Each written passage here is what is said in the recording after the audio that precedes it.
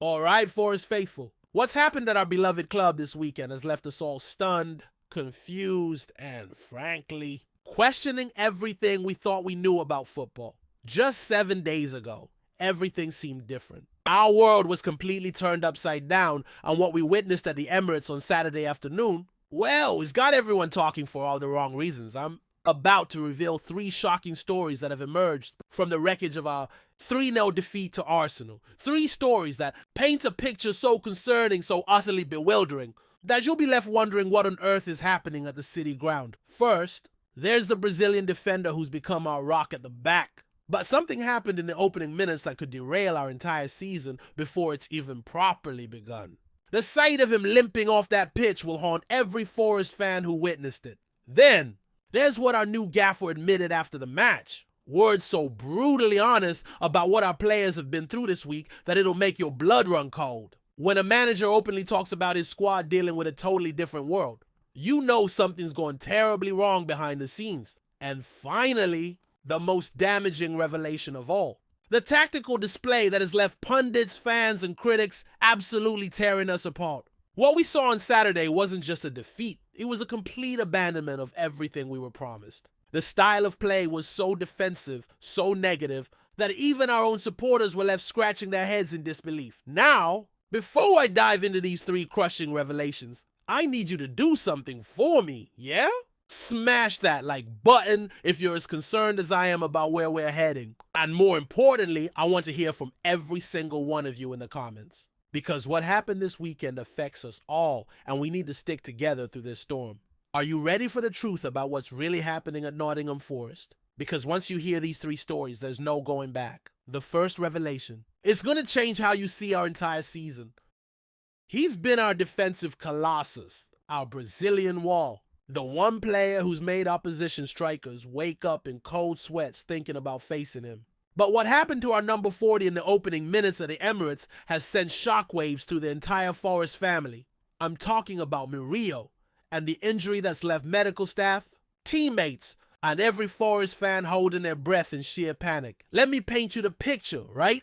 23 minutes into what should have been his big moment. The first match under our new gaffer, the chance to prove himself on the biggest stage against Arsenal. Instead, Murillo was down on the turf, clutching his leg, his face twisted in agony that you could see from the stands. The silence in that away section was deafening. You know that feeling when your heart just drops, when you realize something's gone horribly wrong. That's exactly what every Forest supporter felt watching our defensive linchpin signal frantically to the bench that he couldn't continue. This is the same Murillo who's been absolutely immense for us. 21 appearances out of 22 possible games last season. An ever-present force at the heart of our defense. The lad who chose to stay with us despite massive offers from Chelsea, Juventus, Liverpool, Arsenal, Newcastle, PSG, and Barcelona. The defender who signed that new contract until 2029 because he believed in this club, believed in our project. And now, he's hobbling off the pitch with what looks like a serious muscular injury, leaving Morato to come on and try to fill boots that frankly can't be filled. Here's what makes this even more devastating. Murillo had been having an outstanding match until that moment, making crucial interceptions, winning every aerial duel, showing exactly why Europe's biggest clubs have been circling like vultures. The commentators were already praising his composure under pressure, his ability to bring the ball out from the back with that left foot of pure silk. But football can be cruel, can it? One awkward movement, one stretched muscle, and our entire defensive structure crumbles. Because let's be brutally honest here, we don't have another center back of his caliber. Morato's decent, don't get me wrong, but Murillo? He's Premier League quality, international standard. The type of defender you build your entire tactical system around. The medical team worked on him for what felt like an eternity. But you could see in his eyes that he knew it was serious. The way he shook his head, the way he avoided eye contact with Postecoglou. That's not a player with a minor knock. That's a player who knows he's going to be out for weeks, possibly months. What's even more concerning is the timing. We're about to enter a crucial period. Europa League matches, a packed fixture list, games that could define our entire season. Losing Murillo now isn't just about one injury. It's about potentially derailing everything we've worked towards. And here's the kicker. Brazil's national team will be watching nervously too. Murillo's been knocking on the door for a senior call-up, impressing everyone with his performances in the Premier League. But injuries like this, they don't just affect your club form. They can set back international ambitions by years. The question that every Forest fan is asking right now is simple. How long? How long until we see our Brazilian rock back in that red shirt, marshalling our defense, making those crucial last-ditch tackles that have saved us countless points? Because without Murillo, we're not just missing a player, we're missing our defensive identity. And Saturday's performance against Arsenal? That might just be a glimpse of what's to come without him. What do you think, Forest fans? Can we cope without Murillo for an extended period? Drop your thoughts below, because this injury could change everything about our season. Sometimes a manager's post-match interview reveals more than any tactical analysis ever could. And what our new gaffer admitted after that 3-0 hammering at Arsenal, it was so shockingly honest, so brutally revealing that it's left everyone questioning whether we're setting our players up for failure. I'm talking about Andrew Postecoglou and his devastating confession about a totally different world our players have been forced to navigate this week. Listen to these exact words from the man himself. It's been a very disruptive week for the players. 7 days ago, their world was totally different to what it is today. Some players were away on international duty, others had the weekend off and only returned on Thursday. The environment they left when they departed the club was vastly different from what they returned to. Let that sink in for a moment. Our new manager is essentially admitting that our players walked into complete chaos. New faces, new voices, new coaching methods, new training routines. Everything they thought they knew about playing for Nottingham Forest was ripped up and thrown away in the space of 72 hours. Think about it from the players' perspective. Yeah? 1 minute they're playing under Nuno Espirito Santo's system, comfortable in their roles, knowing exactly what's expected of them. The next minute, they're being asked to implement a completely foreign tactical approach with virtually no preparation time.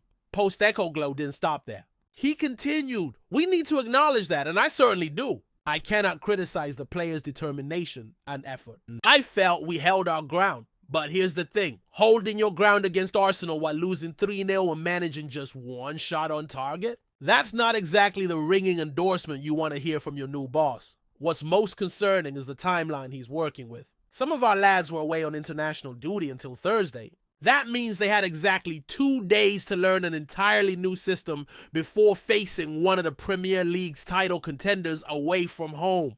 2 days to master tactical concepts that usually take weeks or months to implement properly. And it gets worse. Postecoglou himself admitted the environment they left when departing from the club was vastly different from what they returned to. This isn't just about tactics, is it? This is about the entire culture, the whole atmosphere at the training ground being turned upside down overnight. You can see why the performance was so disjointed. Our players looked confused, uncertain, like they were playing together for the first time. Because in many ways they were. The understanding between teammates, the automatic movements, the instinctive reactions that come from months of working under the same system. All of that was gone. But here's what really gets me. Postecoglou is supposed to be the man with the plan, right? The tactical guru who's going to transform our playing style, make us more expansive, more entertaining. Yet his first admission as our manager is basically, my players weren't ready because everything's been chaos. The Australian tried to put a positive spin on it, saying, I cannot criticize the players' determination and effort, but determination and effort don't win you football matches at this level. Organization does. Understanding does. Tactical cohesion does. And by his own admission, we had none of that.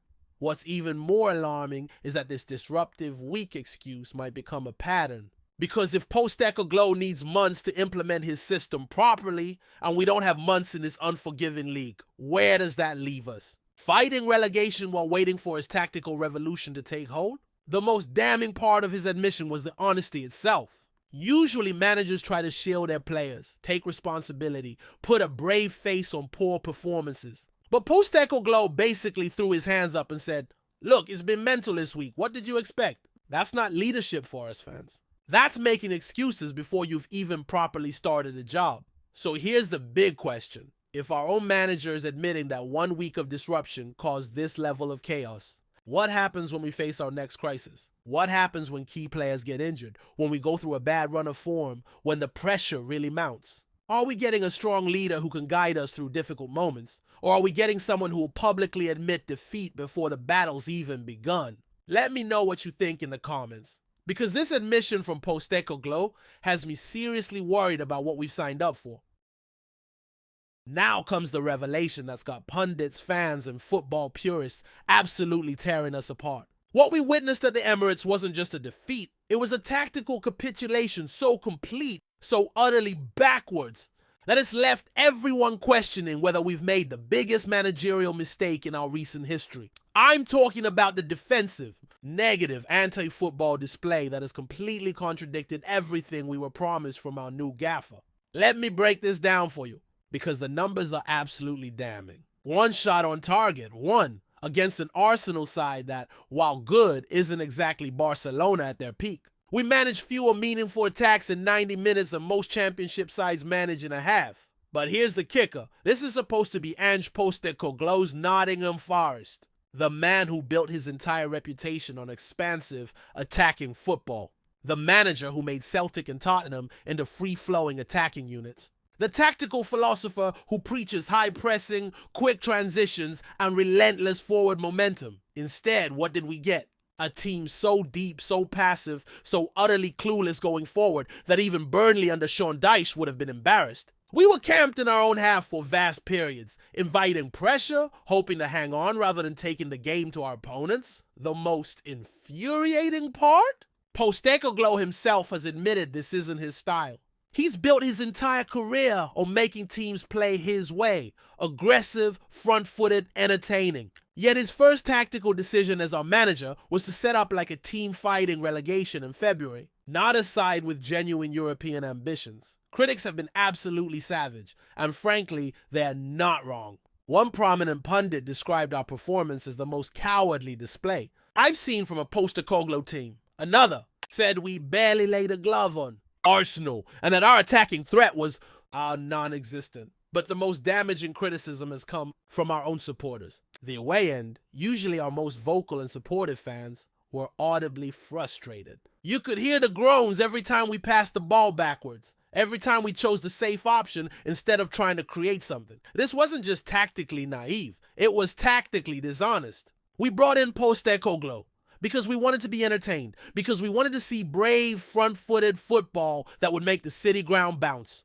Instead, we got a performance so defensive that it made Nuno's most pragmatic displays look like total football. And here's what makes it even worse. Our expected goals figure was the lowest it's been in any Premier League match this season. Lower than teams who've been thrashed 4-0 or 5-0. Lower than clubs fighting for their lives at the bottom of the table. The tactical setup was all wrong from minute one. No high pressing lines, no quick passing combinations, no runners from deep.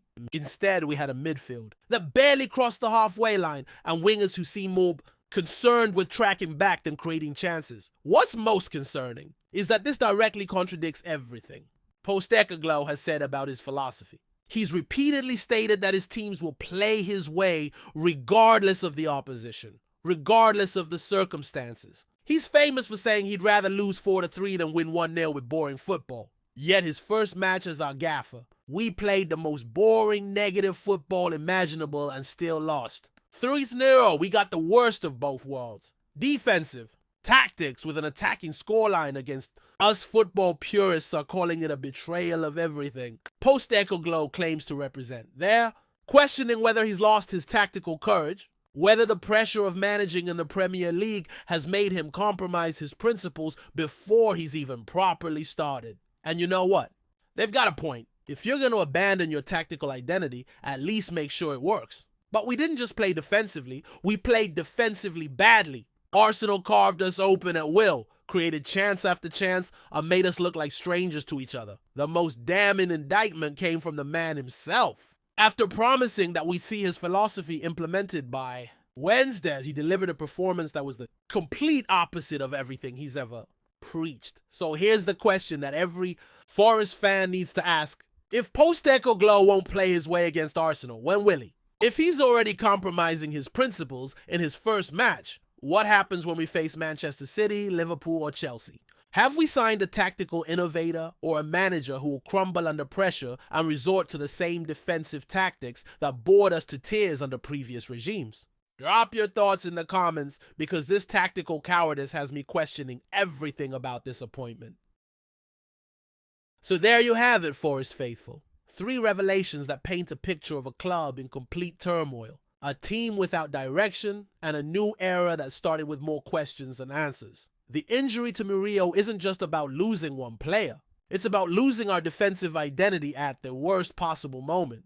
When your best center back is hobbling off after 23 minutes, when medical staff are concerned about the severity, when your tactical system was built around his distribution and leadership, that's not just bad luck. That's a potential season-defining catastrophe. The admission from Postecoglou about the disruptive week reveals something even more concerning. Our new manager walked into his first match essentially admitting defeat before kickoff. 7 days ago, their world was totally different. Those aren't the words of a confident leader ready to implement change. Those are the words of someone making excuses for failure. And the tactical display? The defensive, negative, utterly uninspiring football that contradicted everything we were promised? That's not just disappointing. That's a fundamental betrayal of why we brought Ange Postecoglou to the city ground in the first place. But here's what really gets me, right? This is supposed to be our fresh start. After months of speculation, after the dramatic sacking of Nuno, after all the promises of expansive football and European ambitions, this is what we get? A Brazilian defender limping off injured, a manager making excuses before he's properly started, and tactics so boring they'd make Sam Allardyce blush. The question every Forest fan is asking right now is simple. Where do we go from here?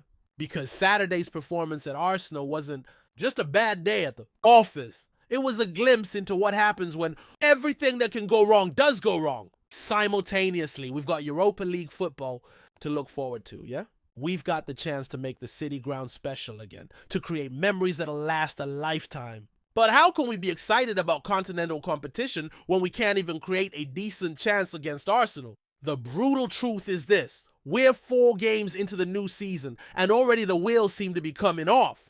4 points from 4 matches, key players getting injured, a new manager who's already making excuses, and a style of play that's sending supporters to sleep rather than getting them out of their seats. What worries me most isn't the defeat itself, it's the pattern that's emerging. Because if Murillo's injury is serious, if Postecoglou continues to abandon his tactical principles when the pressure mounts, if we keep playing this negative football that pleases nobody and achieves nothing, then this season could go south very quickly. But maybe, just maybe, this is rock bottom. Maybe Saturday's humiliation at Arsenal will serve as the wake-up call our new manager needs. Maybe the injury to Murillo will force us to find tactical solutions we didn't know existed. Maybe the criticism from fans and pundits will remind Postecoglou why we brought him here in the first place. Because let's not forget what this club is capable of. We've got talent in this squad. We've got supporters who back the team through thick and thin. We've got a stadium that can be absolutely electric on European nights.